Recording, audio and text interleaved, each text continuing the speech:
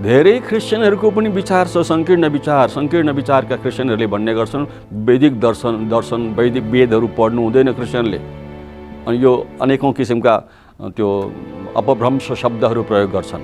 तर वेदभित्र यीशु ख्रीष्टको बारेमा धेरै ठाउँमा लेखिएको छ। कारण त्यतिखेरको समयमा आर्यनहरू भनेको चाहिँ वैदिक दर्शनमा आस्था राख्नेहरूलाई आर्यन भनिन्छ, जो हिब्रूहरूको साथमा धेरै वर्षसम्म गुलामी अवस्थामा थिए।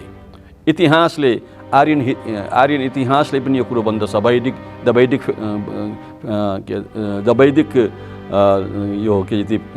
द वैदिक पिपल भन्ने एउटा पुस्तक पाइन्छ, अनि वोल्गा टु गेन्जेस भन्ने एउटा पुस्तक पाइन्छ। ती पुस्तकहरूले हामीलाई आर्य दर्शनको विषयमा, आर्य इतिहासको विषयमा धेरै ठाउँमा धेरैचोटि प्रकाशन पारेको छ। आर्यनहरू हिब्रूहरूको साथमा धेरै वर्षसम्म गुलामी अवस्थामा थिए। यसकारणले हिब्रूहरूले जुन ईश्वर यहोवा सर्वशक्तिमानको उपासना पूजा गर्थे, विभिन्न प्रकारले विभिन्न बलि चढाएर, ठिक त्यही कुरा अनुसरण गर्दै आर्यनहरूले पनि आफ्नो भाषामा जसरी हिब्रूहरूले यहोवा भन्छन् भने आर्यनहरूले शब्द ब्रह्म, शब्दाक्षरम ब्रह्म, शब्दो वै ब्रह्म भन्दै त्यही आफ्नो भाषामा आफ्नो शास्त्रीय शब्दहरूलाई प्रयोग गरेर यहोवा सर्वशक्तिमान परमेश्वरकै उपासना पूजा गर्छ। र अहिले पनि जसरी हिब्रूहरू जुइसहरू इजरायलमा यहोवाको नाउँमा बलि चढाउँछन्, त्यसै गरी यहाँ आर्यनहरू पनि आफ्नो ईश्वरहरूको नाउँमा बलि चढाउने गर्छन्। यो प्रथा उहाँबाट हिब्रूहरूबाट सिकेर आएको आर्यनहरूले हो। म यहाँ आएको 1 महिना भयो काठमाडौँमा, एलसदाय नेपालमा बसेको छु। यहाँ मैले देखेँ हाम्रो डाक्टर सुभाष सुब्बाज्यूले धेरै बालक तकरिबन 60-70 जना बालकहरूलाई, छोरीहरूलाई, छोराहरूलाई पाल्नु भएको रहेछ। तिनीहरूको एक्टिभिटीलाई मैले हेरेँ, एकदम बाठा र चतुरा नानीहरू मैले देखेँ। ईश्वरीय आशिष र अनुग्रह यी बालकहरूमाथि भएको मलाई थाहा भएपछि अनि मैले उहाँसँग प्रस्ताव राखेँ, तपाईँका नानीहरू साह्रै बाठा र चतुरा छन्, यिनीहरूले धेरै कुरा सिक्ने यही मौका हो, टिनेजका नानीहरू छन्, मलाई तपाईँले मौका दिनुहोस्, यी नानीहरूलाई म संस्कृत बाइबल सिकाउँछु भन्दाखेरि ओहो चाहिएको यही हो, लु त्यसै गरौँ भनेर हामी सरसल्लाह गरेर यी नानीहरूलाई म सिकाउन थालेँ। यही मण्डलीमा चर्चको यहाँ सन्डे स्कुलको रुममा यिनीहरू नानीहरूलाई मैले सिकाउन थालेँ। अहिले यी नानीहरू धमाधम 8-10 वटा बाइबलका पदहरू नहेरिकन भन्न सक्ने भएका छन् संस्कृतमा। यति मात्र नभएर वेदका श्लोकहरू पनि मैले यिनीहरूलाई सिकाइरहेको छु। वेदका श्लोकहरू पनि यिनीहरू निर्धक्क भएर खुसी भएर उज्यालो अनुहारमा मजाले सिकिरहेका छन्। यसकारणले यो एउटा यस्तो खालको हामी यस्तो एउटा आयाम हामी थप्दैछौँ, अर्को एउटा स्टेप हामी थप्दैछौँ। यी बालक बालिकाहरूले यो समयमै यी कुराहरू सिक्न पाए भने आउँदो समयमा यी बालक बालिकाहरूद्वारा संस्कृत भाषामा एउटा सही सुसमाचार सही प्रकारले हाम्रा वैदिक दर्शनाभिलाषीहरूको बिचमा पुग्नेछ। मलाई यो ठुलो आशा छ। अनि यो दर्शन र यो एउटा काम हामी डाक्टर सुभाष सुब्बाज्यू हामी मिलेर गरिरहेका छौँ। आउँदो समयमा यो कामले धेरै ठुलो काम गर्नेछ। एउटा नयाँ आयाम मात्र नभएर नयाँ ऊर्जा सुसमाचार प्रचारकहरूको लागि हुनेछ, मलाई विश्वास छ। अहिले पनि पहिलाको प्राचीन युगमा जुन किसिमका वेदहरू थिए, जुन ओरिजिनल पहिला त्यो लेखिएको त्यो पाली भाषामा लेखिएका विभिन्न किसिमका भाषामा लिपिमा लेखिएका वेदहरू, कलम चोपेर लेखिएका वेदहरू, पहिला खपैचामा राखेर पढ्ने वेदहरू थिए, ओरिजिनल वेदहरू थिए भने अहिले वेद हामी पकेटमा राखेर लिएर हिँड्न सक्छौँ। प्रिन्ट गर्दा अथवा यो अहिले कम्प्युटराइजको जमानाले गर्दाखेरि वेद पनि कम्प्युटराइजमै पुग्यो। त्यसले गर्दाखेरि अर्को कुरा, मानिसहरूमाथि भरोसा र विश्वास। मेरै माओलीका हजुरबाउ उहाँ पण्डित भवनाथ कोइराला यही नेपाल पहाडको 4 नम्बर दिङलामा पढ्नुभएको हो। संस्कृत पाठशाला षडानन्द बाल ब्रह्मचारीको संस्कृत पाठशालामा, त्यहाँ तम्बर नदी कि के नदी पर्छ, उहाँ तर्न नसक्दा उहाँ गम्छा ओछ्याएर पानीमा गम्छा ओछ्याएर फलाना गुरुजीको सत्यवादी म चेला हुँ भनेर उहाँ वारिपारी तर्नुहुन्थ्यो। अरे मेरै हजुरबाले मलाई भन्नुभएको कुराहरू हो।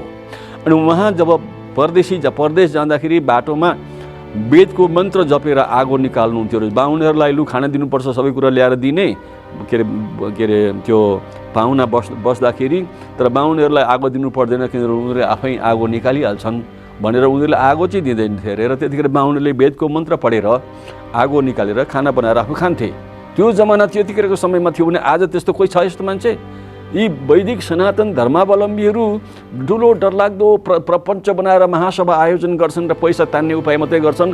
त्यो शक्ति, त्यो वेदमा भएको शक्ति आज कसैले प्रयोग गरेर आगो निकालेर पानीमाथि तरेर हिँडेर देखाउन् न, अनि पो साँच्चै उहाँहरूको विश्वास यस्तो बलियो रहेछ भनेर हामी थाहा पाउन सक्छौँ। उहाँसँग केवल किताबी कुरा छन् तर आध्यात्मिक शक्ति, अलौकिक दिव्य शक्ति छैन।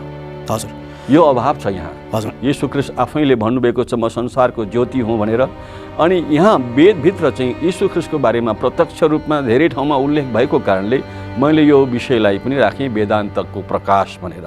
यस कारणले यो वैदिक दर्शनलाई यदि कसैले पेशागत रूपमा प्रयोग गर्छन् भनेदेखि त उहाँले कुरो बुझ्नुहुन्न। तर के अरे यसरी पेशागत रूपमा नभइकन एउटा धर्मशास्त्रको रूपमा उहाँले पढ्नुहुन्छ भनेदेखि चाहिँ यहाँ केवल उज्यालो छ। अनि यहाँ यो उज्यालो चाहिँ को हो भनेर हामीले खोज्न गयौँ भने ख्रीष्ट येशू त्यहाँ प्रत्यक्ष रूपमा पाइन्छ। यसकारण यो विषयलाई नै मैले यसरी वेदान्त दर्शनको प्रकाश नाम राखेको हो।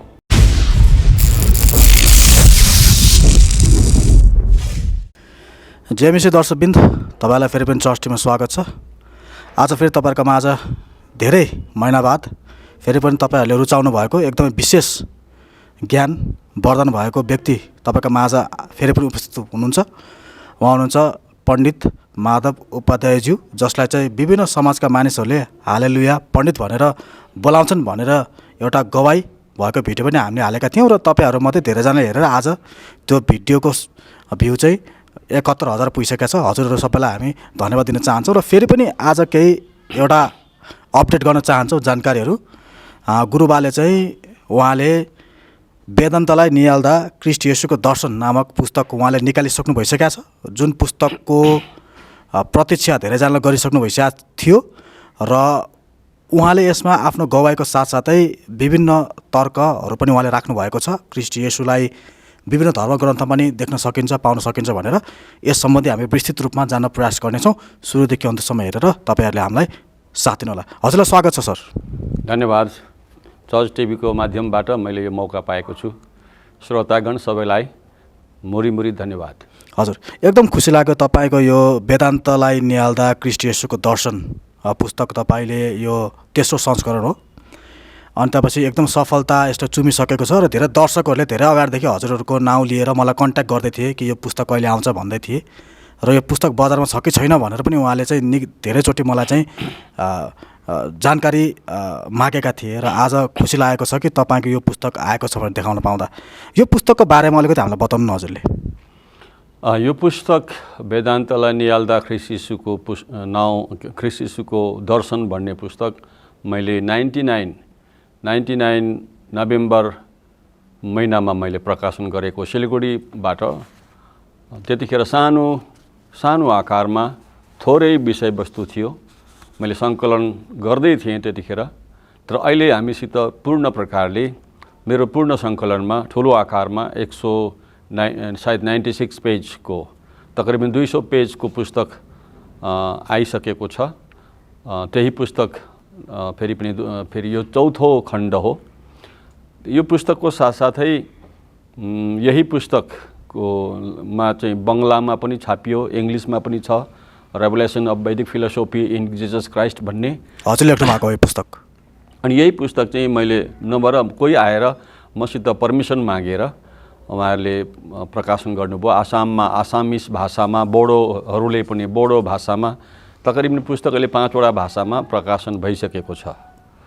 अनि अहिले नेपाली भाषामा लगातार यो पुस्तकको डिमान्ड बेसी भएको कारणले मैले यो पालि फेरि पनि सम्पूर्ण प्रकारले यसलाई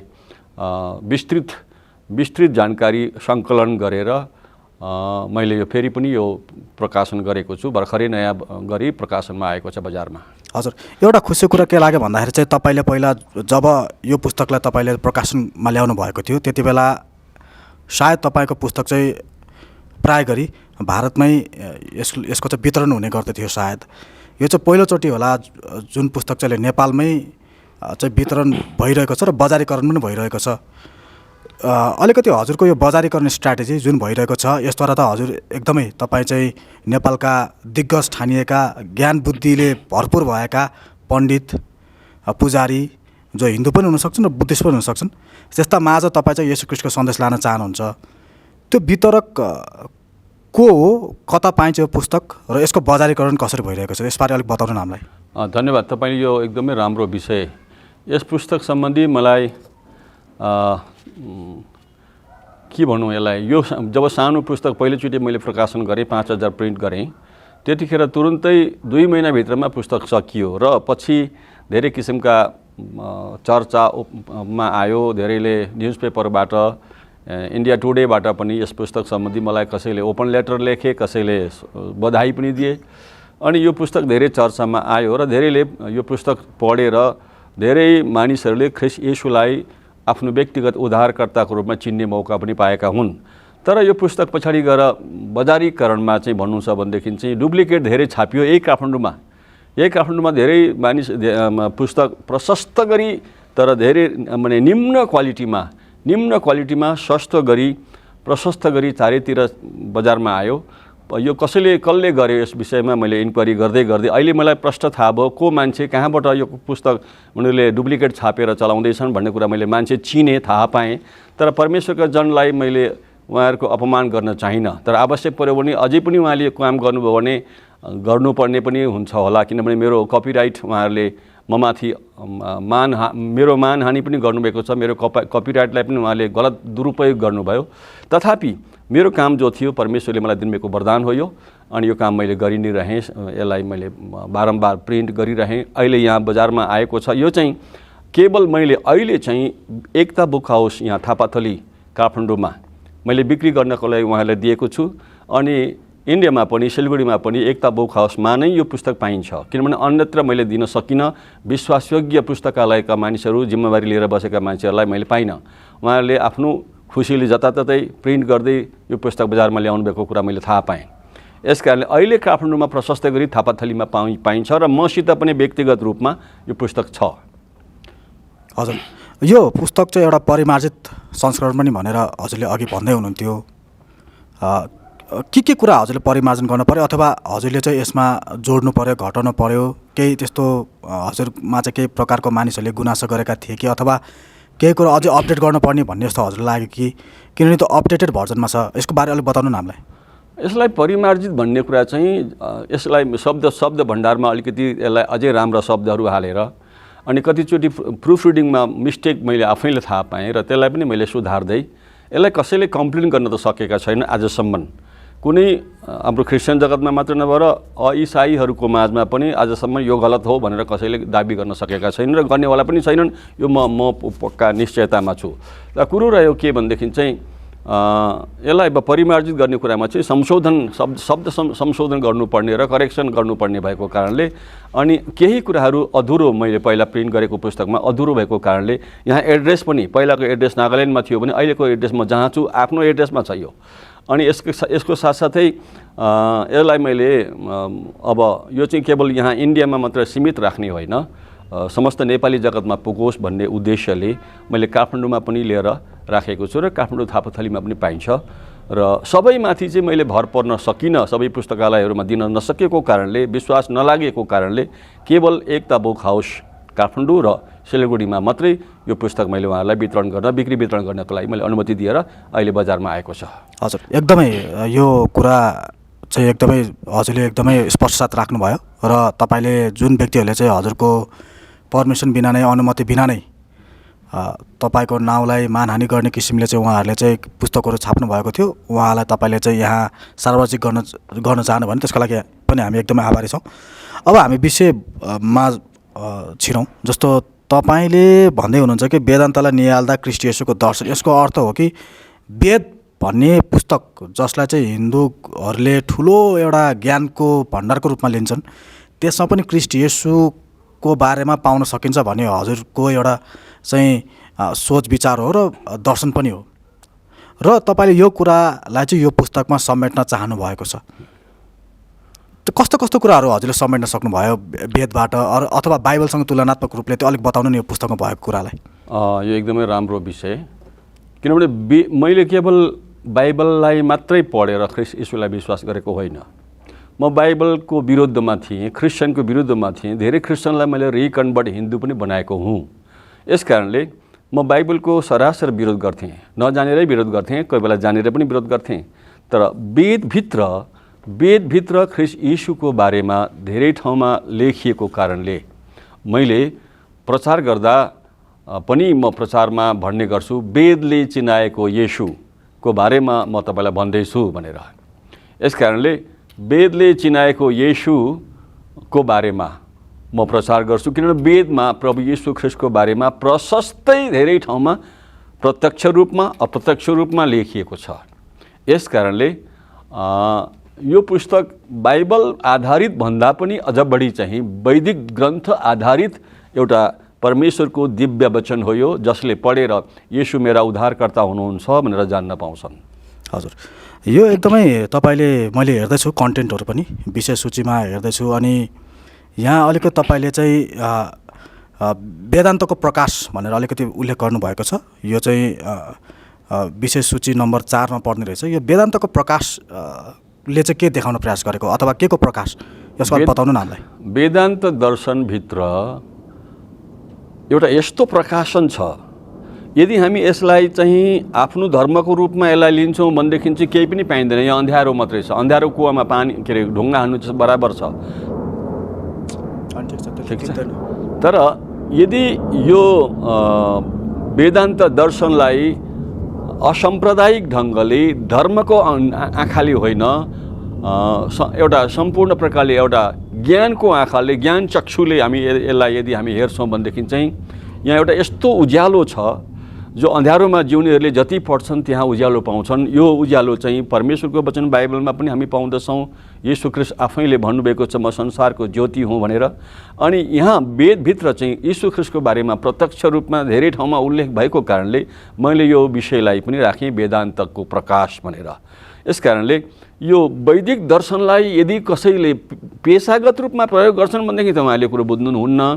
तर के अरे यसरी पेशागत रूपमा नभइकन एउटा धर्मशास्त्रको रूपमा उहाँले पढ्नुहुन्छ भनेदेखि चाहिँ यहाँ केवल उज्यालो छ। अनि यहाँ यो उज्यालो चाहिँ को हो भनेर हामीले खोज्न गयौँ भने ख्रिस्ट येशू त्यहाँ प्रत्यक्ष रूपमा पाइन्छ। यसकारण यो विषयलाई नै मैले यसरी वेदान्त दर्शनको प्रकाश नाम राखेको हो।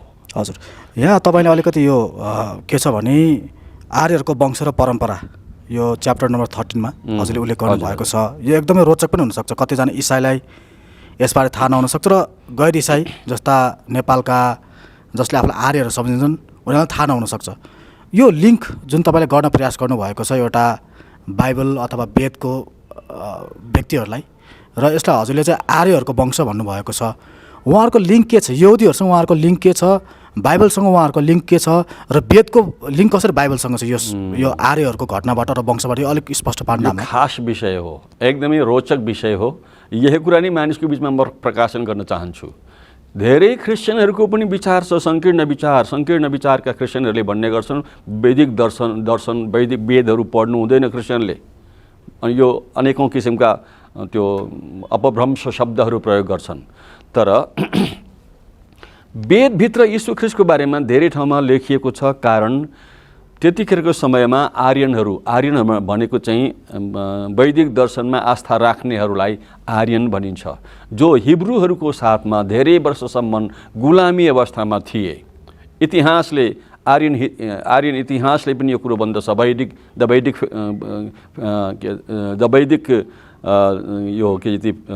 वैदिक पिपल भन्ने एउटा पुस्तक पाइन्छ, अनि बोल्गा टु गेन्जेस भन्ने एउटा पुस्तक पाइन्छ।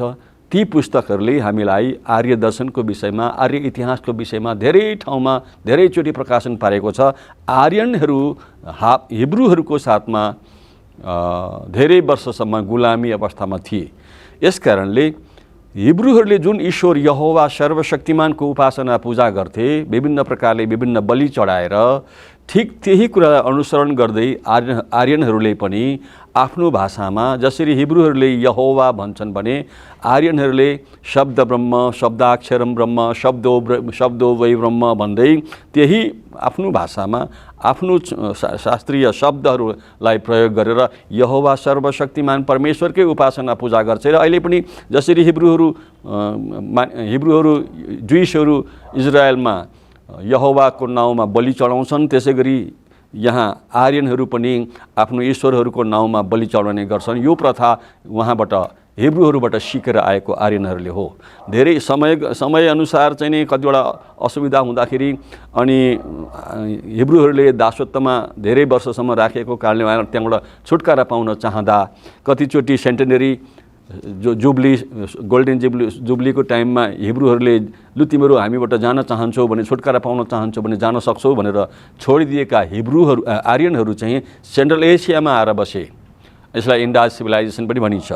यसले गर्दा सेन्ट्रल एसियामा आएर फेरि बिस्तारै जब हिन्द भूमितिर कास्पियन सीको के अरे समुद्री भाग हुँदै दक्षिण भारतमा आए अनि माथिबाट बोल्गा नदीको बोल्गा नदीको क्षेत्रबाट उनीहरू पहाडी भेग हुँदै माथि हिमालयतिर, भारतवर्षको हिमालयतिर आएर बसे। यस कारणले चाहिँ हिब्रूहरूको ईश्वर यहोवा सर्वशक्तिमान परमेश्वरको उपासना गर्थे आर्यनहरूले पनि। तर जब यहाँ नैमिषारण्यमा आएर जब बसे त्यतिखेर चाहिँ काला आर्यन र सेता आर्यनको धेरै विवाद भएको छ र आपस्तमा यिनीहरूको कुराहरू मत नमिलेको कारणले उनीहरूले पछि यहाँ आएर श्रुति ग्रन्थलाई स्मृति ग्रन्थ बनाउँदा चाहिँ यहाँ शब्द कुराहरू ईश्वरहरूको नाम पनि नामाकरण नयाँ गरी बनाए। धर्ममा एउटा स्वार्थ भाव पनि पस्यो।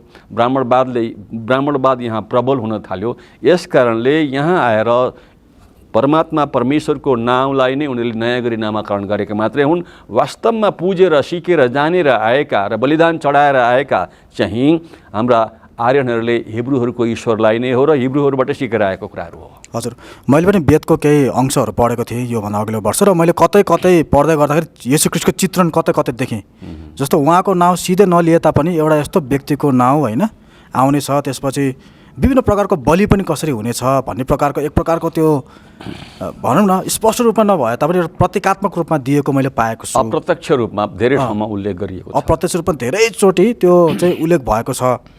अलिकति यो वेदमा जुन व्यक्तिलाई प्रकाशित गर्न खोजियो अलिकति उहाँको विषयमा अझै रहस्यमय हुने किसिमले त्यहाँ चाहिँ प्रस्तुत गरिएको छ भने बाइबलमा चाहिँ पुरानो करारमा चाहिँ अलिक रहस्यमय हुने गरेका छ भने नयाँ करारमा स्पष्टीकरण दिएको छ। भनेपछि अलिकति हजुरले नरबलिको कुरा गर्नुभएको छ बाइबलमा र यहाँ यो पुस्तकमा पनि तपाईँले चाहिँ नरबलिको कुरा गर्नुभएको छ। बाइबलमा विशेष गरी नरबलि चलाउने चलन थिएन, जबकि हिन्दुस्तान अथवा आर्य समाजमा चाहिँ पछिल्लो समयमा नरबलि गर्ने चलन पनि चल्दै आयो। तर बाइबलमा ख्रीष्ट येशूलाई चाहिँ एउटा नरबलिको रूपमा लिएको छ। के थियो यसको प्रब्लम के थियो? समाधान यसरी नै हुन पर्ने थिएको कारण चाहिँ के छ त? वेद र बाइबलमा के छ अनि मान्छेले किन बुझ्न सकेन? अलिक बताउन सक्नुहुन्छ तपाईँले हामीलाई? यस विषयमा एउटा यहाँ बाइबलको वचन छ, परमेश्वरको वचन। पहिला तिमोथी 6 अध्यायको 14 र 15मा यो कुरा अलिकति स्पष्ट हुनुपर्ने हुन्छ अनि बडा मजाको कुराहरू अझै हामीलाई बुझ्न सजिलो हुन्छ। ईश्वरेण स्वसमय प्रकाशितवान एकछिनमा चस्मा लगाइहालौँ है।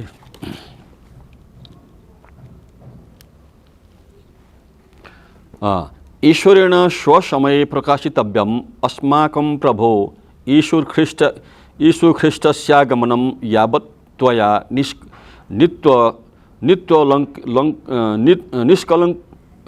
निष्कलङ्कत्वेन निर्दोषत्वेन च विधि रक्षताम्। स ईश्वर सच्चिदानन्द अद्वितीय सम्राट राज्ञां राजा प्रभूनां प्रभु अमरताया अद्वितीय आकार अगम्य तेजो निवासी मर्त्यानां केनापि न दृष्ट केनापि न दृश्यश्च तस्य गौरव पराक्रमौ सदातनौ भूयास्ताम् आमेन। यसरी लेखिएको छ।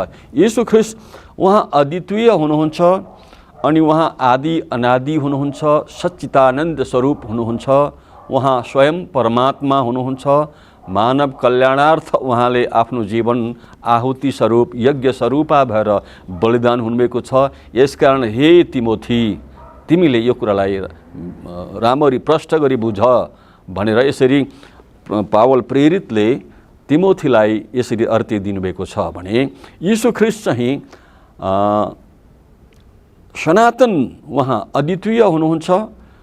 यो केवल बाइबलले मात्रै भनेको कारणले मात्रै होइन, वैदिक ग्रन्थले पनि यीशु ख्रीष्टलाई यज्ञ स्वरूपा यज्ञ बलि भनेर स्वयं एव प्रजापति महायज्ञ भनेर पनि वेदले भनेको छ। भनेदेखि चाहिँ यीशु ख्रीष्ट चाहिँ आदि अनादि अद्वितीय सार्वभौम सर्वशक्तिमान हुनुहुन्छ। उहाँ पुत्रको रूपमा संसारमा कन्याकुमारीको कोखबाट जन्मनु भएको कुरा ऋग वेदमा पनि यजुर्वेदमा पनि प्रष्टै पाइन्छ भने भागवत गीता 3:16ले त 3:10ले त अझै प्रष्ट पारेको छ।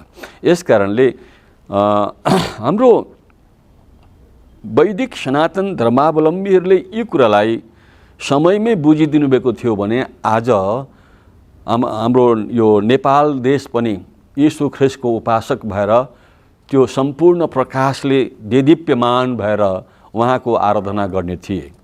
तर अब दुःख लाग्दो कुरा यहाँ यो कुरो हुन सकेको छैन, बिस्तारै हुँदैछ। यस कारणले बलिदान भन्ने कुरा चाहिँ नरबलिको कुरा चाहिँ मानिसहरूले विभिन्न किसिमका बलिदान हामी के अरे यो लेवीको पुस्तकमा पनि हामी पाउँदछौँ। परमेश्वरको वचन बाइबलमा 5वटा पुस्तक मध्येमा एक लेवीको पुस्तक छ, तर त्यहाँ यस्तो नरबलिको कुराहरू लेखिएको छैन। बाइबलले नरबलिको कुराहरू सम्पूर्ण प्रकारले दिएको छैन, लेखेको छैन, उल्लेख गरेको छैन, अनुमति पनि दिएको छैन। मानिस चाहिँ परमेश्वरले आफ्नो स्वरूपमा सृजन भएको हो, यस कारणले कुनै नरबलि छैन। तर मानवको पापको प्रायश्चितको निम्ति मानिसले नै आफ्नो स्वार्थको भावमा विभिन्न पशुहरूलाई बलिदान गरेर रगत बगाएर आफ्नो पापको मोचन गर्ने प्रयत्न चाहिँ गरेको हो। यस कारणले यसरी कहिले पनि मानिसले आफ्नो पाप मोचन गर्न सकेन। यस कारणले मानव जातिको पाप मोचनको लागि सदाको निम्ति सनातन उहाँको अभिप्राय अनुसार सदाको निम्ति मानिसको पाप मोचन होस् भनेर एक मात्रै नरबलि यज्ञ स्वरूपा यीशु ख्रीष्ट आएर बलिदान हुनुभयो अनि सबै बलिदानहरूको अन्त उहाँ हुनुहुन्छ। अब अर्को कुनै बलिदानको आवश्यकता पर्दैन। मानव जातिको निम्ति परमेश्वरले गर्नुपर्ने बलिदानको अन्त यीशु ख्रीष्ट हुनुहुन्छ, रोमी 10:4 अनुसार। यस कारणले अब वेदले भनेका विभिन्न बलिदानहरू छन्, त्यसको साथसाथै बाइबलले उल्लेख गरिएका पनि धेरै बलिदानहरू छन्। ती बलिदानको सबै बलिदानको अन्त यीशु ख्रीष्ट हुनुभएको कारणले उहाँ नरबलि हुनुहुन्छ। अब मानिसले गर्नुपर्ने सबै बलिदानको अन्त उहाँले सिध्याइदिनु भएको छ। केवल यीशु ख्रीष्टको बलिदानलाई स्मरण गर्दै यीशु ख्रीष्टको पवित्र रगतमा आफूलाई समर्पण गर्यो भने परमेश्वरको पुत्र यीशुको रगतले हामीलाई सबै पापबाट शुद्ध पार्छ भनेर बाइबलले हामीलाई निश्चयता दिएको छ। हजुर, जस्तो वेदमा कतै न कतै यो नरबलि जुन यीशु ख्रीष्ट हुनेवाला थियो त्यसको केही सङ्केत त दिएको छ नि त, त्यसबारे केही बताउन चाहनुहुन्छ हजुर? वेदले त अब अलिअलि कता कता त भनेकै हो, तर बाइबलले यस प्रकारले नरबलिको कुराहरू व्याख्या उल्लेख कहीँ पनि गरेको छैन। अनि नरबलि गर्न मानिसले गरे, अहिले पनि कति ठाउँमा जानेर नजानेर मिडिया नपुगेको ठाउँमा नरबलि भइरहेको छ, कन्या बलिहरू पनि भइरहेको छ। तर त्यो चाहिँ मन्त्र सिद्धि गर्ने डरलाग्दो त्यो के अरे भूत सिद्धि गर्ने मानिसहरू, ती क्रूर खालका मानिसहरूले यसरी आफ्नो स्वार्थको लागि, आफैलाई प्रसिद्धिको लागि अनि भूत आत्मालाई बसमा गरेर राखेर उनीहरूले अरू विभिन्न कामहरू नराम्रो नचाहिँदो काम गर्नको लागि गर्छन्। त्यो भिन्नै कुरा हो। तर वेदले पनि ईश्वर रिझाउनको लागि धेरै मानिसहरू भावनामा बगेर पशुले गर्दा पशुको रगतले नहुँदो रहेछ भने यदि केही गरी मान्छेका रगत चढाउँदा बा ईश्वर खुसी हुने हो कि भनेर आफैलाई काटेर पनि मानिसहरूले भोग दिने गर्थे। कसैले जिब्रो काटेर पनि भोग दिएको कुराहरू मैले पनि देखेको छु कतिवटा ठाउँमा। तर अब त्यो कुराहरू चाहिँ सम्पूर्ण प्रकारले यीशु ख्रीष्टको बलिदानमा अन्त भएको छ। हजुर, एउटा विशेष गरी मूर्ति पूजाले पनि अलग गर्छ नि त, यो अहिलेको प्रेजेन्ट बाइबलीय धर्महरू र अबाइबलीय धर्म। जस्तो वेदले अलिकति वास्तवमा त वेदमा पनि वास्तव मूर्ति पूजा नगर भनेको कुराहरू विभिन्न विधहरूले भनिरहेका छन्। तपाईँलाई किन जस्तो लाग्छ कि अहिले आएर जुन आर्य समाज छ अलिकति वेदको आगे पनि नमान्ने, त्यसो बाइबलको आगे पनि नमान्ने एउटा चाहिँ समयमा उनीहरू आइपुगेको छन्? यो कारण किन चाहिँ यस्तो भयो? किनभने तपाईँले भन्दै हुनुहुन्थ्यो कि केही समयमा चाहिँ तपाईँले भनेको सही हो कि हिब्रूको साथसाथै आर्यहरू पनि केही प्रकारले केही राजाहरूको दासत्वमा परेका थिए। त्यो हुँदै गर्दाखेरि हिब्रूहरू चाहिँ पहिलेदेखि मूर्ति पूजा नगर्ने समूह थिए भन्दाखेरि चाहिँ आर्यहरूको चाहिँ त्यस्तो साह्रो एकदम क्लियरली स्पष्टीकरण भएको छैन उनीहरू कस्तो खालको संस्कृति थियो परम्परा थियो भन्ने कुरा जब उनीहरू दासत्वमा थिए। तर वेदले भन्दै पनि किन आर्य समाजले चाहिँ यो मूर्ति पूजातिर लागेको जस्तो लाग्छ हजुरलाई, के हो यो? किनभने हजुरको यो पुस्तकमा पनि पाइन्छ एउटा प्रतीकात्मक मूर्ति पूजा के भन्ने। मानिसहरू आधारहीन भए जब ईश्वर पूजा गर्न किनभने हिब्रूहरूले जुन ईश्वर यहोवा सर्वशक्तिमानलाई पूजा गरे, किनभने त्यस समयमा परमेश्वरले अभिषेक गरेर अलग गर्नुभएका धेरै ठुल्ठुला भविष्यवक्ताहरू थिए जो भविष्यवक्ताहरूसँग स्वयं परमेश्वर बोल्नुहुन्थ्यो र ती भविष्यवक्ताहरूले परमेश्वरका प्रजाहरू इजरायलीहरू अथवा हिब्रूहरूलाई आएर परमेश्वरले यसो भन्नुहुन्छ भनेर उहाँहरूले भनिदिने हुन्थ्यो र यो श्रुति कुराहरू त्यहाँ सुन्न पाउँथे र अनि जो कुरो मार्गदर्शन उनीहरूले पाउँथे। त्यस कारणले हिब्रूहरू मूर्ति पूजा गर्नबाट धेरै उनीहरू जोगिए। तर यी कुराहरू चाहिँ आर्यनहरू चाहिँ केवल दासत्वको रूपमा मात्रै नभएर सम्पूर्ण कुराहरू हिब्रूहरूले गर्दै गरेको कुराहरू उनीहरूले राम्रोसँग बुझ्न पनि सकेनन् र बुझ्ने मौका पनि त्यति साह्रो पाएनन्, काममा मात्रै व्यस्त हुन्थे। यस कारणले यिनीहरूले अब जसरी आर्यनहरूको यहोवा सर्वशक्तिमानले हामीले बाल देवताको पूजा हामीले हेरौँ राजाको पुस्तकमा हेऱ्यौँ भनेदेखि चाहिँ एकपट्टि एकजना एलिया मात्रै थिए भने अर्कोपट्टि हजारौँ बाल देवताका पूजकहरू थिए।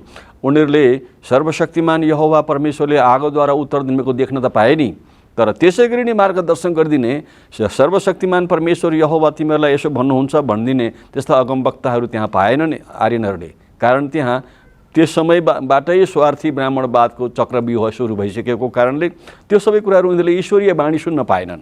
मानवको कुराहरू ज्ञानको कुरा मात्रै सुन्न पाएको कारणले यसरी पो हुन्छ कि त्यसरी पो हुन्छ भनेर त्यहाँदेखि चाहिँ ईश्वरीय यसरी होला म ईश्वर यसरी खोज्छु भनेर उनीहरूले आफ्नो आफ्नो बुद्धि र ज्ञान आइडिया लगाएर प्रतिमा पूजा सुरु भयो। प्रतिमा मात्रै होइन रुख पूजा सुरु गर्ने भए, नदी पूजा सुरु गर्न थाले, त्यहाँदेखि समुद्रलाई पूजा गर्न थाले, पत्थरलाई विभिन्न कुराहरू विभिन्न वस्तु प्राणीहरूलाई पूजा गर्न थाले।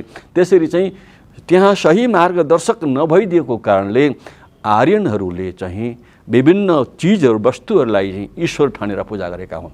नत्र भनेदेखि सही त्यहाँ समयमै मार्गदर्शक त्यहाँ हुन्थ्यो भने आज त्यो अवस्था हुने थिएन। यहाँ चाहिँ तपाईँले भन्दै गर्दाखेरि किन मानिसहरू अब वैदिक ग्रन्थलाई पनि उनीहरू मान्न छाडे र बाइबललाई पनि मान्दैनन्। बाइबललाई मान्ने कुरा त उहाँहरूले अब बाइबलको कुराहरू सुन्न पाउनु भएकै छैन। वैदिक ग्रन्थमा पनि उहाँहरू आस्था अब बिस्तारै हलुङ्गो हुन थाल्यो अनि त्यो ओझेल पर्न थाल्यो, किनभने त्यहाँ सही मार्गदर्शक सही शिक्षा दिने मानिसको अभाव भएको कारणले हाम्रा वैदिक दर्शनाभिलाषीहरूलाई सही शिक्षा दिने मान्छे भएन। त्यस कारणले उहाँहरू चाहिँ यो शास्त्रलाई चाहिँ आफ्नो पेवा आफ्नो धर्मशास्त्र बनाएको कारणले सर्वसाधारणले यो कुरो पढ्न पाएनन् र उनीहरूको लागि यो दुर्लभ कुरा हुन आयो। हजुर, यस कारणले उहाँहरू मूर्ति पूजा गर्न प्रकृतिलाई पूजा गर्न थालेका मात्रै हुन्। बिचरा उहाँहरू यस विषयमा उहाँ अनभिज्ञ हुनुहुन्छ। हजुर, तपाईँले भन्दै गर्दाखेरि मलाई एउटा कुरा याद आयो कि वेदलाई पटक मान्छेले दुरुपयोग गरेको र पटक त्यसलाई चाहिँ नचाहिने आफूले मन लागेको कुराहरू हालेको कुराहरू त्यस्ता धेरै छन्। मैले अहिले पनि पहिलाको प्राचीन युगमा जुन किसिमका वेदहरू थिए, जुन ओरिजिनल पहिला त्यो लेखिएको त्यो पाली भाषामा लेखिएका विभिन्न किसिमका भाषामा लिपिमा लेखिएका वेदहरू, कलम चोपेर लेखिएका वेदहरू, पहिला खपैचामा राखेर पढ्ने वेदहरू थिए, ओरिजिनल वेदहरू थिए भने अहिले वेद हामी पकेटमा राखेर लिएर हिँड्न सक्छौँ प्रिन्ट गर्दा, अथवा यो अहिले कम्प्युटराइजको जमानाले गर्दाखेरि वेद पनि कम्प्युटराइजमै पुग्यो। त्यसले गर्दाखेरि अर्को कुरा मानिसहरूमाथि भरोसा र विश्वास। मेरै माओलीका हजुरबाउ उहाँ पण्डित भवनाथ कोइराला यही नेपाल पहाडको 4 नम्बर दिङ्लामा पढ्नुभएको हो। संस्कृत पाठशाला षडानन्द बाल ब्रह्मचारीको संस्कृत पाठशालामा त्यहाँ तम्बर नदी कि के नदी पर्छ, उहाँ तर्न नसक्दा उहाँ गम्छा ओछ्याएर पानीमा गम्छा ओछ्याएर फलाना गुरुजीको सत्यवादी म चेला हुँ भनेर उहाँ वारिपारी तर्नुहुन्थ्यो। अरे मेरै हजुरबाले मलाई भन्नुभएको कुराहरू हो। अनि उहाँ जब परदेश जाँदाखेरि बाटोमा वेदको मन्त्र जपेर आगो निकाल्नुहुन्थ्यो र बाहुनहरूलाई लु खाना दिनुपर्छ सबै कुरा ल्याएर दिने के अरे त्यो पाहुना बस्दाखेरि, तर बाहुनहरूलाई आगो दिनु पर्दैन किनभने उनीहरूले आफै आगो निकालिहाल्छन् भनेर उनीहरूले आगो चाहिँ दिँदैन थिए अरे। र त्यतिखेर बाहुनहरूले वेदको मन्त्र पढेर आगो निकालेर खाना बनाएर आफू खान्थे। त्यो जमाना त्यतिखेरको समयमा थियो भने आज त्यस्तो कोही छ यस्तो मान्छे? यी वैदिक सनातन धर्मावलम्बीहरू ठुलो डरलाग्दो प्रपञ्च बनाएर महासभा आयोजन गर्छन् र पैसा तान्ने उपाय मात्रै गर्छन्।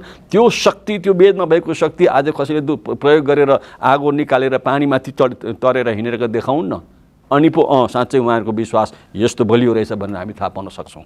उहाँसँग केवल किताबी कुरा छन् तर आध्यात्मिक शक्ति, अलौकिक दिव्य शक्ति छैन। हजुर, यो अभाव छ यहाँ। हजुर, अब तपाईँ नेपालमा आउनुभएको करिब 1 महिना भयो भन्दै हुनुहुन्छ। यो अहिले तपाईँले चाहिँ संस्कृत बाइबल पनि भर्खर अहिले तपाईँले पढेर सुनाउनु भयो, नयाँ करारको संस्कृत बाइबल, र त्यसमाथि पनि तपाईँ अब चाहिँ नयाँ करारकै संस्कृत भाषामै तपाईँले चाहिँ आफै त्यसलाई तयार पारेर बजारमा ल्याउने कुरा गर्दै हुनुहुन्छ। यो संस्कृत बाइबलको बारेमा जुन तपाईँले तयार गर्दै हुनुहुन्छ यसबारे अलिक बताउनु न हामीलाई। संस्कृत बाइबल धेरै खाँचो छ। हजुर, अनि यो क्रिस्चियन जगतमा त्यो दर्शनको कमीले गर्दा संस्कृत भन्ने बित्तिकै सबैको अनुहार खुम्चिन्छ। हो, यो कारण पनि छ किनभने ब्राह्मणहरूले नै संस्कृतलाई उनीहरूले त्यसको महत्त्व घटाउन थालिसके, त्यसलाई अब उनीहरूले त्यति साह्रो वास्ता गर्न छाडिसके, केवल धार्मिक प्रपञ्चको मात्रै गरिरहेका छन्, वेदहरूको भेदै बुझेका छैनन् भने क्रिस्चियनहरूले त त्यसलाई त अब त्यहाँबाट छोडेर आएको, हामी किन त्यसलाई सरोकार गर्ने भन्ने कुराले पनि होला। संस्कृत भन्ने बित्तिकै उहाँहरू अनुहार खुम्च्याउनु हो, यो दर्शनको कमीले पनि हो। यो हामीसित संस्कृत बाइबल छ, धन्य जसले यो संस्कृत बाइबल हामीलाई हाम्रो हातमा हामी पाइरहेका छौँ। यस्तो समय आइसकेको छ, यो संस्कृत बाइबल पनि एक समयमा, यस संस्कृत भाषा पनि एक समयमा यो चितामा पुगिसकेको लास जस्तो भइसकेको छ। अब दाह संस्कारको मात्रै काम बाँकी छ। यो चितामा पुग्न सकेको यो संस्कृत भाषालाई जोगाउने र संस्कृत भाषालाई मान्यता दिने काम चाहिँ हामी इसाईहरूले गर्दैछौँ। म यो काममा अघि सरेको छु। अनि यहाँ हाम्रो डाक्टर सुभाष सुब्बाज्यू एल सदाय नेपाल, उहाँ हामी मिलेर यो काम गरिरहेका छौँ। किनभने यो डुब्न आँटेको घाम, डुब्न आँटेको यो अब त्यो दाह संस्कारको अवस्थामा पुगिसकेको संस्कृत भाषालाई जोगाउने काम, जसरी कलकत्तामा एकजना मिसनरी आउनुभएको थियो र संस्कृत भाषालाई जोगाउनु भयो र संस्कृत बाइबल उहाँले प्रिन्ट गर्नुभयो, तर त्यहाँ दुश्मन लागेर प्रेस नै जलाइदिएर पो त, नत्र भने आज हामीसित सम्पूर्ण संस्कृत बाइबल हुने थियो। आज यसै गरी नै हामी यो कामलाई फेरि पुनः कोसिस गरिरहेका छौँ। प्रार्थनाको धेरै खाँचो छ अनि दर्शनको हामीलाई खाँचो छ, अनि यो काम हामी अगाडि बढाइरहेका छौँ। हामी यस काममा लागि परेका छौँ। परमेश्वरको अनुग्रहमा उहाँले हामीलाई मौका दिनुभयो भने यो काम हामीले निश्चय नै सफलता पाउनेछौँ, ताकि हाम्रा वैदिक सनातन धर्मावलम्बीहरूले संस्कृत भाषालाई जसरी नजाने तापनि, पढ्न नसके तापनि, बुझ्न नसके तापनि यो ईश्वरीय भाषा हो भनेर, देववाणी भनेर पूजा गर्नुहुन्छ। यो पढ्न पाउनुभयो भने संस्कृतमा पनि, नेपालीमा पनि, इङ्ग्लिसमा पनि पढ्न पाउनुभयो भने उहाँले स्पष्ट बुझ्नुहुनेछ। र आज यो हालत हुने छैन, वैदिक दर्शनको यो हालत हुने छैन। येशू ख्रीष्ट मेरा प्रभु हुनुहुन्छ। हाम्रो के अरे यो एसिया महादेशमा, नेपाल, इन्डियामा पनि हामी समस्त के अरे हिन्दू धर्मावलम्बीहरूले चाहिँ संस्कृतभित्रै येशू ख्रीष्टलाई हामी चिन्न मौका पाउने रहेछौँ भन्ने कुरो उहाँहरूले बुझ्ने हुनेछ। यस कारणले आउँदो समयमा जसरी म परमेश्वरको राज्यमा जानलाई निश्चयता छ, मलाई कुनै शङ्का छैन। अब म 84 लाख जुनीको चक्रबाट बाँचेको हुँ, त्यसै गरी उहाँहरूले पनि बाँच्नुपर्छ। जसरी मलाई यो निश्चयता भयो, उहाँलाई पनि यो कुनै निश्चयता हुनुपर्छ। यहाँ हाम्रो स्वार्थ केही पनि छैन। हामीलाई यो संस्कृत भाषामा बाइबल छापेर अर्को नयाँ नाम ठुलो काम गरौँला होइन। हाम्रा यी दर्शनमा नबुझेका, वैदिक दर्शनको भित्री रहस्य नबुझेका हाम्रा मित्रहरूले पनि येशू ख्रीष्टको महान योजना, सृष्टिभन्दा अगाडिको ईश्वरीय परिकल्पना जान्न सकुन् र उहाँले दिनुहुने उद्धार पाउन सकुन् भन्ने हाम्रो उद्देश्य हो। यस कारणले यो काममा म पनि लागि परेको छु। परमेश्वरका जनहरू जो यस विषयमा यो दर्शनलाई बुझ्नुभएको छ, उहाँहरू पनि निरन्तर प्रार्थना गरिरहनु भएको छ, अनि हामी यो काममा निश्चय नै येशू प्रभुको नाउँमा सफलता पाउनेछौँ। हजुर, संस्कृत एउटा पौराणिक भाषा पनि हो जसबाट विभिन्न भारत तथा नेपालका भाषाहरू उत्पन्न भए हिन्दी भाषा नै संस्कृतबाट उत्पन्न भएको हो। हामी बोल्दै गरेको, अहिले म बोल्दै गरेको नेपाली भाषा पनि संस्कृतबाटै उत्पन्न भएको हो। अनि यसलाई हामीले तिरस्कार गर्ने त कुरै छैन। हजुर, अनि यसबाट अरू अङ्ग्रेजीमा धेरै शब्दहरू गाभिएका छन् र अङ्ग्रेजीमा धेरै शब्दहरू मिश्रण शब्दहरू धेरै छन् आएको छ। एकदमै खुसी कुरा हो। एउटा पौराणिक भाषामा हजुरले यो जुन प्रयास गर्नुभएको छ बाइबल अनुवाद गरेर नेपालबाट प्रिन्ट गर्ने हजुरको एउटा सोच विचार थियो र छ पनि। जस्तो तपाईँले धेरै वर्ष अगाडि यो काम गर्दै आउनुभएको हो, तपाईँले सायद धेरै चुनौतीहरू फेस गर्नुभयो जसले गर्दा तपाईँको काममा ढिलाइ भएको छ। तथापि हजुरको यो काम चाहिँ एउटा कम्प्युटराइज सिस्टममा चाहिँ पुरा भइसकेको कुरा तपाईँले भन्नुभएको थियो। तपाईँले कस्तो कस्तो खालका चुनौतीहरू सामना गर्नु पर्यो जब तपाईँले चाहनुभयो कि संस्कृत भाषामा बाइबल उल्था गर्नुपर्ने जुन तपाईँले गर्नुभयो, एउटा स्मृति रूपमा यसलाई चाहिँ लिखित रूपमा तपाईँले प्रकाशन गर्न चाहनुभयो, यसमा हजुरले कस्तो खालको समस्या भोग्नु पर्यो त्यो अलिक बताउनु त हामीलाई। समस्या भन्दा पनि अब के भन्नु यसलाई, अब अघि मैले भने मैले धेरै लेख्न थालेँ, पढ्न यसलाई मैले बनाउन थालेँ। गर्दै गर्दै लाँदाखेरि मैले इन्डियामा बाइबल सोसाइटीमा पनि गएँ, उहाँहरूसँग रिक्वेस्ट गरेँ। उहाँले बल्ल तल्ल अलिकति एउटा दुईवटा बाइबल मलाई दिनुभयो। यो पनि कसैले पढ्दैन, नलानुहोस् तपाईँ, बुझ्नुहुन्छ भनेर उहाँले मलाई पनि दिन उहाँले त्यति साह्रो इच्छा गर्नु भएन। मैले केही कुराहरू राखेपछि त्यहाँदेखि उहाँले त बुझ्नुहुने रहेछ भनेर मलाई उहाँले दुईवटा बाइबल दिनुभयो। तर उहाँले चाहिँ अब आशा मारिसकेको छ, बाइबल सोसाइटीले यो हुन सक्दैन, सम्भव छैन भनेर आशा मारिसकेको छ, इन्डियाले पनि।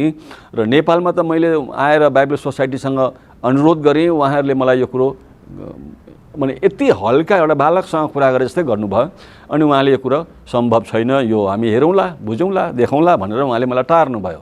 तर पनि म यो काम सङ्घर्षमा गरिरहेँ। म अब त्यति साह्रो कम्प्युटर त्यति साह्रो चलाउन राम्रो जान्दिनँ, तर पनि मैले कोसिस गरिरहेँ। अनि अन्तमा धेरै प्रभुका जनहरूसँग मैले रिक्वेस्ट गरेँ, प्रार्थनाको सहयोग मागेँ। कतिले भन्नुभयो यो त सम्भव छैन, पण्डितजी नगरौँ, तपाईँ पण्डित हुनुहुन्छ, तपाईँ पो बुझ्नुहुन्छ त, हामी बुझ्ने होइनौँ, किन यो चाहियो हामीलाई भन्नुभयो। अनि हुँदै हुँदै जाँदा कसैले चाहिँ होइन हामी छौँ, प्रार्थना गरौँ भनेर उहाँले मलाई सहयोग सान्त्वना दिनुभयो। अनि कति एकजना व्यक्ति हुनुहुन्छ अमेरिकामा जसलाई मैले आजसम्म भेटेको पनि छैन, केवल त्यो उसमा जुम सङ्गतिमा हाम्रो बातचित भएको थियो। अनि मेसेन्जरमा हाम्रो कुराकानी हुन्छ। उहाँले तपाईँलाई लु बाइबल त्यो कम्पोजिङ गर्नको लागि कति खर्च लाग्छ, म छु भनेर उहाँले अलिकति पैसा पनि पठाउनु भयो विश्वासमा, र उहाँले मलाई उत्साहित तुल्याउनु भयो। र अरू कोही व्यक्तिहरू छन्, तर त्यति एक दुईजनाले व्यक्तिले मात्रै मलाई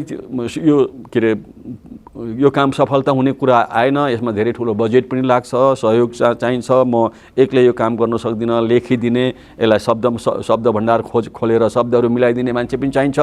यस कारणले मलाई धेरै कठिन पर्यो। अनि यो शब्द भण्डार जतिसम्म मैले सङ्कलन गरेको छु मेरो हो यो, अनि यसलाई मैले कोसिस गरिरहेको छु। अहिले यहाँ डाक्टर सुभाष सुब्बाज्यू हामी मिलेर उहाँले मलाई उत्साहित पार्नुभयो, हामी गर्नेछौँ, लु पण्डितजी हामी मिलेर गरौँ भनेर। अनि उहाँले पनि हामी मिलेर शब्दहरू खोज्दैछौँ। अनि यो शब्द कारण हामीले किनभने व्याकरण धेरै यसलाई गम्भीर व्याकरण लघुकौमुदी सिद्धान्तबाट म यो कुरा शब्दहरू लिइरहेको छु। अनि त्यहाँबाट त्यो लघुकौमुदी सिद्धान्त र अमरकोशबाट म यो शब्दहरू त्यहाँबाट निकालिरहेको छु। त्यसले गर्दाखेरि चाहिँ आउँदो समयमा परमेश्वरका जनहरूले यो दर्शनलाई बुझेर प्रार्थना गरिदिनु भयो भनेदेखि चाहिँ आउँदो समयमा एउटा गजबको मजाको एउटा नयाँ काम हुनेछ।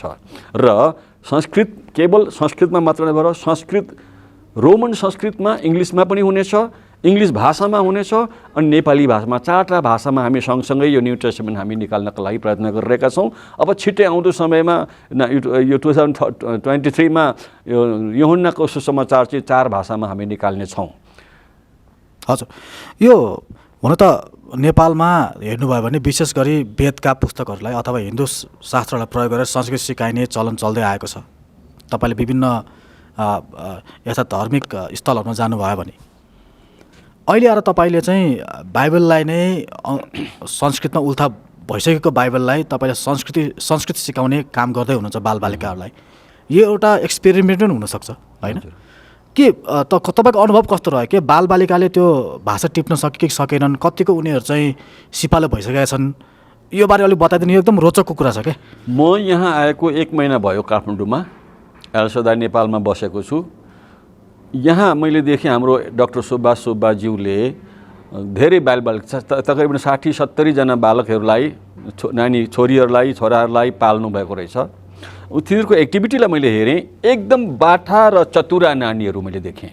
ईश्वरीय आशिष र अनुग्रह यी बालकहरूमाथि भएको मलाई थाहा भएपछि अनि मैले उहाँसँग प्रस्ताव राखेँ, तपाईँका नानीहरू साह्रै बाठा र चतुरा छन्, यिनीहरूले धेरै कुरा सिक्ने यही मौका हो, टिनेजका नानीहरू छन्, मलाई तपाईँले मौका दिनुहोस्, यी नानीहरूलाई म संस्कृत बाइबल सिकाउँछु भन्दाखेरि ओहो चाहिएको यही हो, लु त्यसै गरौँ भनेर हामी सरसल्लाह गरेर यी नानीहरूलाई म सिकाउन थालेँ। यही मण्डलीमा चर्चको यहाँ सन्डे स्कुलको रुममा यिनीहरू नानीहरूलाई मैले सिकाउन थालेँ। अहिले यी नानीहरू धमाधम 8-10 वटा बाइबलका पदहरू नहेरिकन भन्न सक्ने भएका छन् संस्कृतमा। यति मात्र नभएर वेदका श्लोकहरू पनि मैले यिनीहरूलाई सिकाइरहेको छु। वेदका श्लोकहरू पनि यिनीहरू निर्धक्क भएर खुसी भएर उज्यालो अनुहारमा मजाले सिकिरहेका छन्। यस कारणले यो एउटा यस्तो खालको हामी यस्तो एउटा आयाम हामी थप्दैछौँ, अर्को एउटा स्टेप हामी थप्दैछौँ। यी बालक बालिकाहरूले यो समयमै यी कुराहरू सिक्न पाए भने आउँदो समयमा यी बालक बालिकाहरूद्वारा संस्कृत भाषामा एउटा सही सुसमाचार सही प्रकारले हाम्रा वैदिक दर्शनाभिलाषीहरूको बिचमा पुग्नेछ। मलाई यो ठुलो आशा छ। अनि यो दर्शन र यो एउटा काम हामी डाक्टर सुभाष सुब्बाज्यू हामी मिलेर गरिरहेका छौँ। आउँदो समयमा यो कामले धेरै ठुलो काम गर्नेछ। एउटा नयाँ आयाम मात्र नभएर नयाँ ऊर्जा सुसमाचार प्रचारकहरूको लागि हुनेछ, मलाई यो विश्वास छ। हजुर, अघि तपाईँले भने जस्तै मानिसहरूले नाक खुम्च्याउँछन् संस्कृत भाषा भन्दै गर्दाखेरि चाहिँ धेरैजना इसाईहरूले चाहिँ संस्कृत भाषालाई चाहिँ ओझेलमा पारेका थिए र अरू आफ्नो स्थानीय भाषामा आफ्नो मातृभाषामा चाहिँ उनीहरूले उल्था गर्दै थिए र गरि पनि रहेका छन्। विभिन्न पर्चाहरू पनि त्यही हुने क्रममा छ। अलिकति हजुरको यो जुन पृष्ठभूमि छ संस्कृत भाषाको, त्यसपछि वेदको, तपाईँ पण्डित पनि हुनुहुन्छ, तपाईँका पिता पुर्खादेखि त्यो गर्दै आउनुभएको छ र अहिले लगातार तपाईँ त्यही प्रकारको सिप र कौशलताको साथ अहिले तपाईँ इसाई जगतमा ठुलो तपाईँले योगदान पुर्याउँदै हुनुहुन्छ। तपाईँको यो योगदानलाई देख्दै गर्दाखेरि कोही न कोही एकदमै प्रतिस्पर्धी हिन्दू ब्राह्मण पनि त हुनसक्छ नि त समाजमा, जसले तपाईँलाई राम्रोसँग चिनेको हुनसक्छ, तपाईँबाट अथवा सिकेको पनि हुनसक्छ। कोही त्यस्तो छ जो एउटा हिन्दू व्यक्ति जसले तपाईँको चाहिँ यो बाइबलीय ज्ञान देखेर, एउटा संस्कृतको ज्ञान देखेर, तपाईँको जुन चाहिँ हिन्दू धर्मग्रन्थमा तपाईँको जुन चाहिँ एउटा ज्ञान छ, बुद्धि छ, जुन चाहिँ तपाईँको समझ छ, त्यो देखेर तपाईँसँग प्रभावित भएका केही त्यस्तै हिन्दू साथी मित्रहरू छन् कि छैनन्? धेरै छन् र धेरै केवल प्रभावित मात्र भएनन्, तिनीहरूले प्रभु यीशु ख्रीष्टलाई विश्वास पनि गरेका छन्। हजुर, यहाँसम्म कि यहाँ नेपालमा म भन्न सक्दिनँ कि नेपालमा म धेरै बसिनँ पनि र नेपालमा अहिले यहाँ आएर बसेको धेरै भयो, केही मात्रमा मात्र भयो, त्यसले गर्दा धेरैले मलाई चिन्दैनन् पनि। मेरो आफ्नो मान्छेहरू छन् यहाँ, कति मावलीहरू छन्, कोही आफ्नै दाजुभाइहरू पनि छन्, तिनीहरूले मलाई अब आफ्नै प्रकारले आफ्नो भाइ भतिजामा के अरे दाजुभाइको रूपमा चिन्छन्। तर अब उहाँहरूले अब मैले गर्दै गरेको कुराहरू उहाँहरू बुझ्नुहुन्न कुरा, किनभने उहाँहरूले चाहिँ अब ईश्वर नै पैसा हो भन्ने ठान्नु भएको छ। यद्यपि मलाई खैरे धर्म मान्ने भन्नुहुन्छ, तर अमेरिकामा नि उहाँहरूको सबै परिवारहरू उतै छन्, उतैको डलर कमाउनको लागि गएका छन्। मलाई चाहिँ खैरे धर्म मान्ने भन्नुहुन्छ, उहाँहरू के गर्दै हुनुहुन्छ उहाँहरूलाई थाहा छैन त्यो कुरा। तर यो कुरा चाहिँ के छ भनेदेखि चाहिँ क्रिस्चियनहरूले पनि यो कुरा नबुझ्दा चाहिँ एउटा साह्रै दुःख लाग्दो कुरा हो। उहाँहरूले ब्राह्मणवाद भित्रमा भएको एउटा जड जो छ, त्यो डरलाग्दो एउटा त्यो साङ्लो छ नि, त्यो कुरो चाहिँ प्रभु यीशुको नाममा तोड्न सकिन्छ। र ब्राह्मणहरूले पनि जसरी हामी परमेश्वरको राज्यका नागरिक हुन पायौँ ख्रीष्ट येशूलाई विश्वास गर्दा, त्यसै गरी उहाँले पनि हुन पाउनुपर्छ भन्ने त्यो दर्शन उहाँहरूले लिनु भएन। यो चाहिँ दुःख लाग्दो कुरा छ। क्रिस्चियनहरूले उहाँहरूले यो कुरो बुझ्नुपर्ने थियो। यदि यो संस्कृत बाइबल हामीले प्रिन्ट गर्न सक्यौँ भनेदेखि त सुसमाचारमा टेवा त त्यो अनुहार खुम्चाउनेहरूलाई पनि त हुनेछ। अनि वास्तै नगरेर यतिखेर पण्डित महादेव उपाध्याय एलसदायमा बसेको छ अरे भनेर कतिले सायद यो कुरो जान्दछन् होला अब यो भिडियो हेरेर।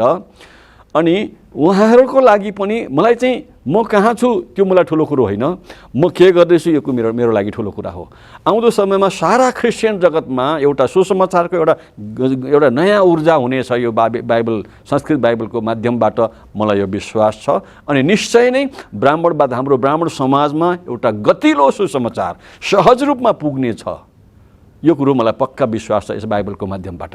हजुर, एउटा कुरा हजुरलाई अलिकति भन्न मन लाग्यो। जस्तो हजुरले एकचोटि चाहिँ तपाईँ जुन हिन्दू हुनुहुन्थ्यो, हिन्दू हुँदाखेरि तपाईँको अध्ययनको लेभल कहाँ पुगेको थियो त्यो अलिक बताइदिनु। तपाईँ वास्तविक को हुनुहुन्थ्यो होइन? अनि त्यसपछि अहिले इसाई जगतमा हजुर को हुनुहुन्छ, के गर्दै हुनुहुन्छ, त्यति अलिक बताइदिनु त हामीलाई एकदम छोटकरीमा। पहिला त अब मेरो मेहनतले पनि मलाई निकै माथि उठायो, मेरो इमान्दारिताले मेरा गुरुहरूको बिचमा नजरमा म एउटा साँच्चै भरपर्दो चेला थिएँ। त्यसले गर्दा गुरुहरूको आशीर्वाद पनि म माथि रह्यो। अनि म सिन्सियरली एकदम सावधानीको साथमा म पढ्थेँ। वैदिक दर्शनलाई मैले ठुलो भएर पण्डित हुँला र धेरै पैसा कमाउला भन्ने उद्देश्यले होइन, वैदिक दर्शनभित्र रहस्य के छ यो कुरो जान्नको लागि मैले पढेँ। यस कारणले यही मेरो प्रयत्नले मलाई आचार्यको डिग्रीसम्म पुर्यायो। पछि गएर गुरुजनहरूको आशीर्वादले पनि र मेरो मेहनतले पनि मलाई यहाँसम्म पुर्यायो र अन्तमा यही वैदिक दर्शनले नै मलाई ख्रीष्ट येशूको शरणमा पुग्ने मलाई मौका दियो। किनभने गलातीको पुस्तक बाइबलमा लेखिएको छ 3 अध्यायको 23 र 24 पदमा धार्मिक विधानले हामीलाई डोर्याउँदै ख्रीष्ट येशूको शरणमा पुर्याएको छ र ख्रीष्ट येशूको शरणमा पुग्नेहरू चाहिँ परमेश्वरको राज्यमा पुग्छन् भनेर बाइबलमा लेखे अनुसार चाहिँ मलाई वैदिक दर्शनले येशू ख्रीष्टको शरणमा ल्यायो। र गुरुजनहरूले दिएको शिक्षा मेरो निम्ति एकदमै त्यो गाईले खाने छानी घाँस जस्तो भयो। शिक्षा त सबैले विभिन्न किसिमको दिन्छन्, तर जुन कुरो मलाई मेरो लागि उपयोगी थियो त्यो कुरालाई मैले आफ्नो बनाएँ। जुन कुरो मेरो लागि उपयोगी थिएन त्यसलाई मैले त्यति साह्रो वास्ता गरिनँ।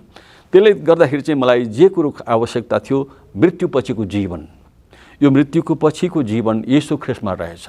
येशू ख्रीष्ट चाहिँ 84 लाख जुनीको चक्रलाई काटेर चिहानबाट 3 दिन 3 रात पछि 84 लाख जुनीको चक्रलाई नष्ट गरेर उहाँ बौरी उठेको जिउँदो हुनुहुन्छ येशू। वेदले चिनाएको येशू जो हाम्रा पुर्खाहरूले खोजे पाएनन्, रुँदै आए रुँदै मरेर गए। पुनरपि मरणम पुनरपि जननम पुनरपि जननी जठरे शयनम इह संसारे बहुदुस्तारे कृपया पारे पाही मुरारे भन्दै उहाँहरू रुँदै बिलाउँदै गर्दै आउनुभयो र बिलौना गर्दै जानुभयो। तर आज म 84 लाख जुनीको चक्रबाट बाँचेँ। अब म बिलौना गर्ने मध्येमा होइन, म आनन्दित हुँदै परमेश्वरको राज्यमा जाने येशू ख्रीष्ट मेरो मार्गदर्शक हुनुहुन्छ। उहाँ नै मेरो सही बाटो, सत्य जीवनको बाटो हुनुहुन्छ। यस कारणले मैले येशू ख्रीष्टलाई विश्वास गर्न पाएँ र आज यो भिडियोको माध्यमबाट, यो तपाईँको च्यानलको माध्यमबाट र यो परमेश्वरको वचनको माध्यमबाट, यो पुस्तकको माध्यमबाट मेरा सबै नेपाली दाजुभाइहरूले, विशेष गरी ब्राह्मण समाजले येशू ख्रीष्टलाई पाउन् र जसरी म परमेश्वरको अनुग्रहमा बाँच्न पाएँ 84 लाख जुनीको चक्रबाट, त्यसरी उहाँ पनि बाँच्न सकुन् मेरो भन्ने यो उद्देश्य हो। हजुर, एकदम धन्यवाद छ हजुरलाई। दर्शकबिन तपाईँहरूले सुरुदेखि अन्तसम्म हाम्रो भिडियोलाई हेरिदिनु भएकोमा धेरै धन्यवाद छ। तपाईँले सुन्दै हुनुहुन्थ्यो पण्डित माधव उपाध्यायज्यूको आवाज र उहाँले लेखिसक्नु भइसकेको छ वेदान्तलाई निहाल्दा ख्रीष्ट येशूको दर्शन र विशेष गरी यसलाई वितरण गर्दैछ एकता बुक हाउसले। तपाईँले थापाथलीमा रहेको एकता बुक हाउसबाट तपाईँले यसलाई लिन सक्नुहुन्छ र पढ्न सक्नुहुन्छ र अध्ययन गर्न सक्नुहुन्छ र ख्रीष्ट येशूलाई कसरी चाहिँ वेदले प्रकाशित गरेको छ र साथसाथै बाइबलले पनि कसरी प्रकाशित गरेको छ भनेर तुलनात्मक रूपमा उहाँले यहाँ चाहिँ प्रस्तुत गरिरहनु भएको छ। एउटा ऐतिहासिक रूपमा नि उहाँले प्रकाशित गर्न प्रयास गरिरहनु भएको छ र तपाईँले अवश्य पनि यो पुस्तक पढेर साथ दिनुहुनेछ भनी हामी विश्वास गर्छौँ। साथसाथै उहाँले आउने समयहरूमा संस्कृत भाषामा पनि नयाँ करारका पुस्तकहरू तयार पार्ने कुरा गर्दै हुनुहुन्छ। हामी शुभकामना दियौँ कि उहाँले चाँडै नै त्यो कुरामा सफलता प्राप्त गर्न सक्नुभएको होस्। हजुरको बहुमूल्य समयको लागि धन्यवाद।